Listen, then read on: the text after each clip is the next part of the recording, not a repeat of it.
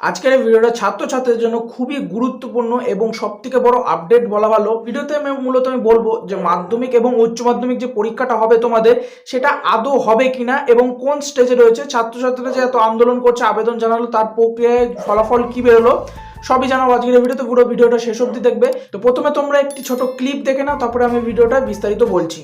কেন্দ্র ও রাজ্যগুলিকে স্কুল খুলতে নির্দেশ দিক শীর্ষ আদালত, পড়ুয়াদের করা আবেদন শুনতে নারাজ সুপ্রিম কোর্ট। বিষয়টি জটিলতার জন্য সরকারের ওপর ছেড়ে দেওয়াই ভালো, সরকারই এ ব্যাপারে সিদ্ধান্ত নিক, জানালো সুপ্রিম কোর্ট। তো ক্লিপটা তো তোমরা পুরো দেখলে। এবার ঘটনাটা কি হয়েছে, গতকালকে আমাদের যে সুপ্রিম কোর্ট আছে, জানো নর্মাল কোর্ট বন্ধ আছে, তো ডিরেক্ট সুপ্রিম কোর্ট থেকে কিন্তু অর্ডার পাস করা হয়ে গেছে যে যেসব আর কি রাজ্য এবং যে কেন্দ্রের যে বোর্ডগুলো এবং তার স্কুলগুলো আছে, যাতে স্কুলগুলো খুব দ্রুত খোলা হয়। এবার এইখান থেকে কিন্তু দুটো প্রশ্ন মাথায় আসছে।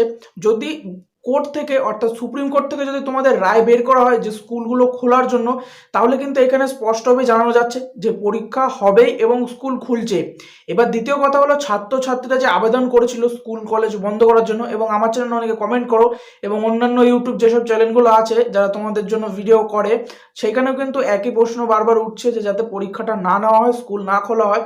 কিন্তু এইখানে কোর্টের তরফ থেকে যেটা জানানো হয়েছে যে স্কুল খোলার পর কি হবে না হবে, যেটা আগের বছরের একটি সঠিক নির্দেশিকা ছিল এবং তথ্য ছিল, বলা হলো ডেটা ছিল, অ্যানালিসিস ডেটা, যেটাকে বলা হয় যে স্কুল খুললে কত আর কি ক্ষতি হতে পারে, কতজন সংক্রমিত আছে, কতজন আর কি হতে পারে, এরকম একটি তথ্য ছিল।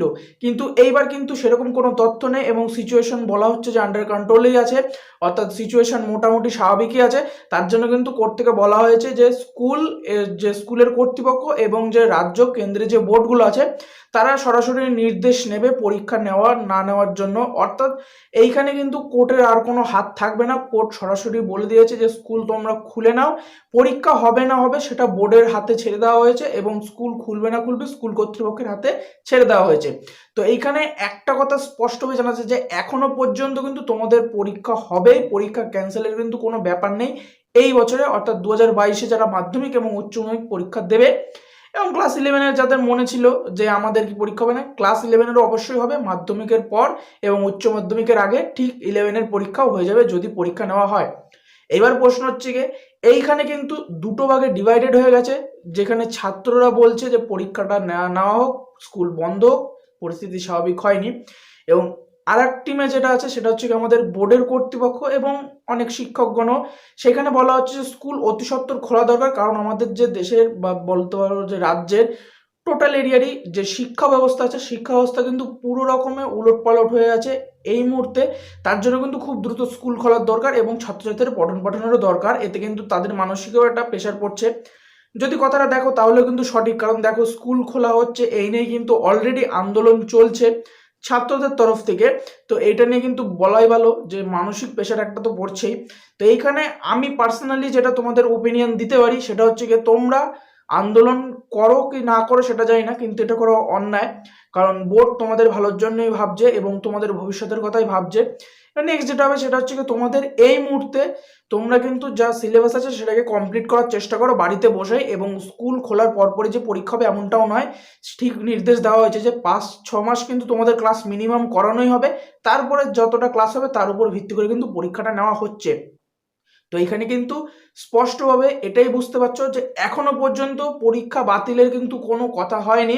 অনেকে মনে করছে যে পরীক্ষা হবে না সেই অনুযায়ী পড়াশোনা করবে না। তো এরকম যদি মনোভাবনা তোমারও থাকে তাহলে কিন্তু তোমরা বিপদে পড়বে, পরবর্তীতে কিন্তু নাম্বার খুবই কম আসবে। আর বলে দিই, এই বোর্ডের পরীক্ষার নাম্বারগুলো কিন্তু পরবর্তীকালে উচ্চশিক্ষার ক্ষেত্রে কিছুটা হলেও ভ্যারি করে।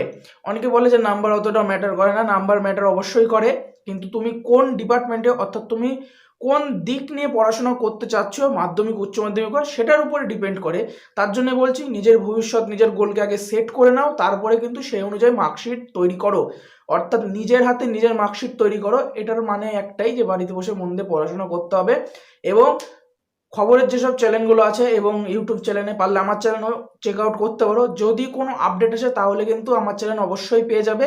এবং নিত্য নতুন আপডেট কিন্তু আসছেই এবং আমি তা নিয়ে কিন্তু ভিডিও করে তোমাদের জানানোর চেষ্টা করছি। এবং একটাই কথা বলবো, আন্দোলনের দিকে কিন্তু যাবে না, তোমরা মন দিয়ে পড়াশোনা করো। পরীক্ষা যদি মনে করে যে ক্যান্সেল হলে ছাত্রছাত্রীর ভালো হবে তাহলে অবশ্যই ক্যান্সেল হবে, আর যদি মনে করে যে না পরীক্ষাটা নেওয়া আবশ্যক তাহলে কিন্তু পরীক্ষা হবেই।